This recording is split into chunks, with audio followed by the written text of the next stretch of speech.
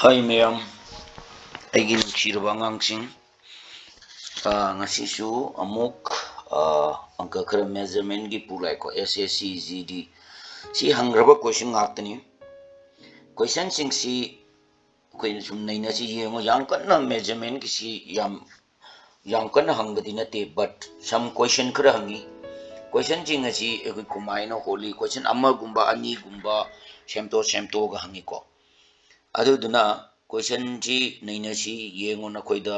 ꯀꯥꯟꯅꯕꯔ ꯀꯥꯟꯅ ꯇꯥꯔꯒꯗꯤ ꯑꯩ ꯅꯍꯥꯟ ꯁꯣꯏꯗꯅ ꯂꯥꯏꯛ ꯇꯧꯔꯝꯃꯨ ꯁꯕꯁꯀ꯭ꯔꯥꯏꯕꯔ ꯇꯧꯔꯝꯃꯨ ꯀꯃꯦꯟ ꯄꯤꯔꯝꯃꯨ ꯅꯈꯣꯏꯒꯤ ꯑꯄꯥꯝꯕ ꯀꯣ ꯖꯤꯡꯗꯣ ꯁꯤ ꯀꯣꯏꯁꯟꯁꯤ ꯍꯥꯏꯔꯤꯁꯤ ꯑꯇꯩ ꯅꯠꯇꯦ ꯁꯤꯗ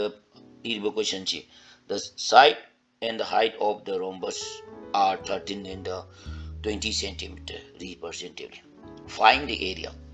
si rhombus ki area si adum piingayda class 7 8 adum noi nainagraba ngatani adum laigraba question ngatani ko answer si yam kanna luba mo nate si holi yengje akoi adum khangaduni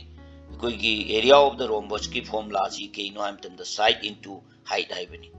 adum ani si into tawra loi re si angang adon koina hangbada confusion po yawi sugumba jinji kha khangjelu ngasai gi area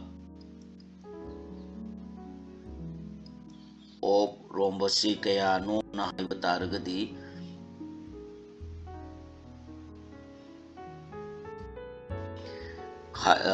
karino na hai taragadi koina side into height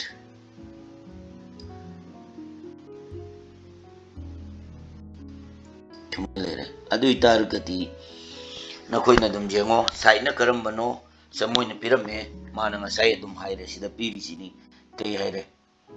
side and the height pirame side china 13 height china 20 anang kya targe ham tam da 30 ji side ni 13 centimeter haibani to height piano 20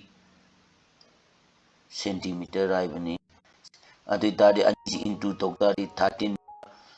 into tokari 6 to 0 do hapchalo dum jare kya tare 260 centimeter ani jo di centimeter square sini angang jing kya chume a ji chume question number a ji chume ko sumaina tawrakanda holi yam laina second khirda anka ji hotpa yai ko aduduna nakoina question ji tharori par kanda yenga kanda kamaina tawbano khotpano na yenga kanda mong tana nakoina holu jum laina si second khirda dum loiba yaba anka ngatani next amamu yengsi ko sidana kai haige haibatu yengsi amamu yengsi kari haina hotke karma question haibatu yengsi sidana haire next ki question jina atainati hairisi in a parallelogram the length of a diagonal and the perpendicular drop on the diagonal are the 30 and the 20 meter represent find the area asai pat parallelogram du ki area putho aire moi gumba je dum nakoina khangal ware masai gi formula to adoi targadi yam line nakoina dum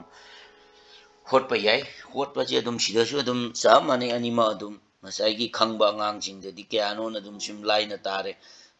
question number a je dum chumi but si dum kragumba kharadi jam sugumba nagi logic kok tu yengani masai gi diagonal kya no 30 ni adagi di perpendicular sai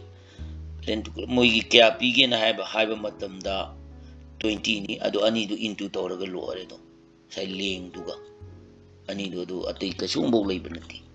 mai formula ji yengasi sumaina dum na matam da area height targadi diagonal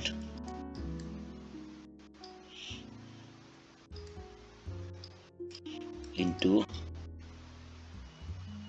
perpendicular length of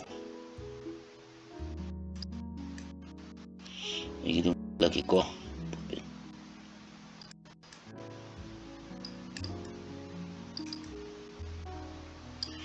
clear hai adu di ngasai ge diagonal do kya no 30 meter hai ni a madam thamage yare into perpendicular length of perpendicular 20 ani ji into tautar gadi 6 0 ani m square e ji chumme sini angang jing koina angka jing ji yam line no koina minute khred no hotpri ai na koina ningjang nagadi adubu ai suggestion ama pige sugumba hangaba mamangda nguma rombas kumbaji pirammi ba ani du into tawra kanda answer yawri yengo du ju sometime magi unit ka unit che kaya sida singan birani ladim to 2 meter square laktoine sumaina question jing ji